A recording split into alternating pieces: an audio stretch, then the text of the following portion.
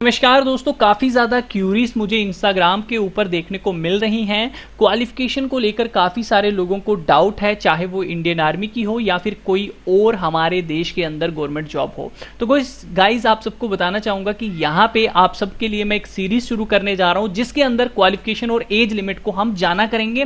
Qualification के A to Z तक जो भी डाउट होगा वो आप सबका क्लियर हुआ करेगा। तो आप हमेशा कमेंट कर देना अपनी स्टेट और आप किस रैंक पे जाना चाहते हो, किस पोस्ट पे जाना चाहते हो और आपको उसकी क्वालिफिकेशन अगर जाननी है तो आप कमेंट करिए हर वीडियो के नीचे, ये बात ध्यान रखिएगा। तो फिलहाल आज के लिए हम सिर्फ क्लर्क की क्वालिफिकेशन जानेंगे क्योंकि मुझे इसके लिए काफ़ी ज़्यादा क्यूरीज जो हैं वो आती रहती हैं।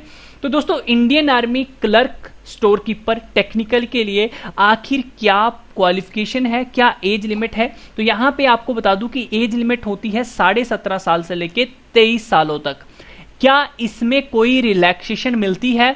जी नहीं, आपको इसके अंदर कोई रिलैक्सेशन नहीं मिलती। चाहे आप किसी कैटेगरी के हैं, आपके पास कोई भी सर्टिफिकेट है, आपको यहाँ पे कोई रिलैक्सेशन नहीं मिलने वाली। अब बात करते हैं क्वालिफिकेशन की, इसको ध्यान से समझिए क्योंकि काफ़ी सारे लोगों को ये डाउट रहता है। फर्स्ट कंडीशन, आपने 12वीं पास की होनी चाहिए, ठीक है। अब 12वीं आपने किसी भी स्ट्रीम में की है, चाहे वो कॉमर्स है, चाहे वो आर्ट्स है, चाहे वो साइंस है, किसी में भी की है चलेगी, कोई प्रॉब्लम नहीं है। लेकिन यहां पे एक कंडीशन है कि जो आपकी 12th क्लास है वो आपने 60%, कितने परसेंट? 60% के साथ पास की होनी चाहिए। यानी कि सभी सब्जेक्टों को मिलाकर आपके 60% मार्क्स बनने चाहिए। पहले नंबर की कंडीशन ये है। अगर आप ये कंडीशन फुलफिल नहीं करते हैं तो आप ये वीडियो छोड़ दीजिए, आप क्लर्क के लिए नहीं बने हैं, ये बात ध्यान में रख लीजिए।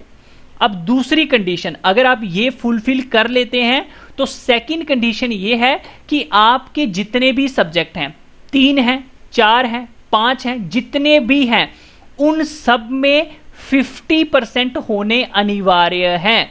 यानी कि आप समझ लीजिए आपके 5 सब्जेक्ट हैं, सभी में 50 50 50, 100 में से अगर नंबर मिले हैं तो 50 50 होने ही चाहिए।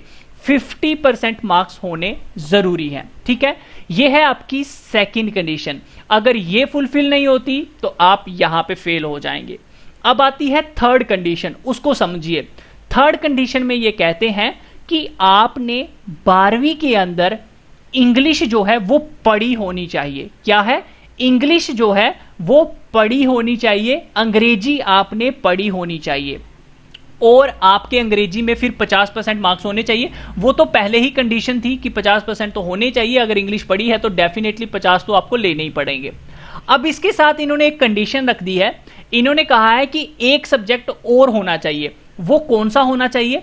वो मैथ हो सकता है। अगर आपके पास मैथ नहीं है कोई बात नहीं, आपके पास अकाउंट्स होना चाहिए। अगर आपके पास अकाउंट्स नहीं है तो आपके पास बुक कीपिंग होनी चाहिए, ठीक है।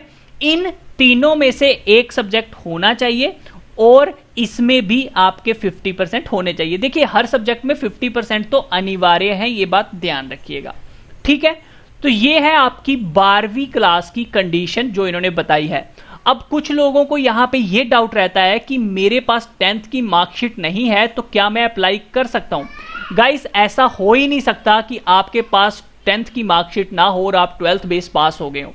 आपकी कहीं भी मार्कशीट पड़ी है, वहां पड़ी है, रहने दो, लेकिन जब आपने अप्लाई करना है तब आपको जरूरत नहीं पड़ेगी। लेकिन जब आप एग्जाम देने जाओगे, रैली देखने जाओगे, वहां पे आपकी 10th की मार्कशीट ये मांगेंगे ही मांगेंगे। तो वहां पे आपकी 10th की मार्कशीट होना अनिवार्य है क्योंकि वो एक डेट ऑफ बर्थ के प्रूफ पे चलेगी। अब कंडीशन एक और आती है, काफी सारे लोग पूछते हैं कि क्या मैं अगर 10th में ग्रेस लेके पास हुआ हूं, स्टैचू लगा है गवर्नमेंट की तरफ से, तो क्या मुझे कोई प्रॉब्लम होगी? गाइस, इसमें कोई लेना देना नहीं है। आपकी जो 10th की मार्कशीट है बस आप उसमें पास होने चाहिए, जैसे मर्जी खींच कर तान कर जो भी है आप पास होने चाहिए और आपके पास मार्कशीट होना जरूरी है। वो सिर्फ आपकी डेट ऑफ बर्थ के लिए उपयोग होगी, उसके अलावा उसको कोई लेना देना नहीं है।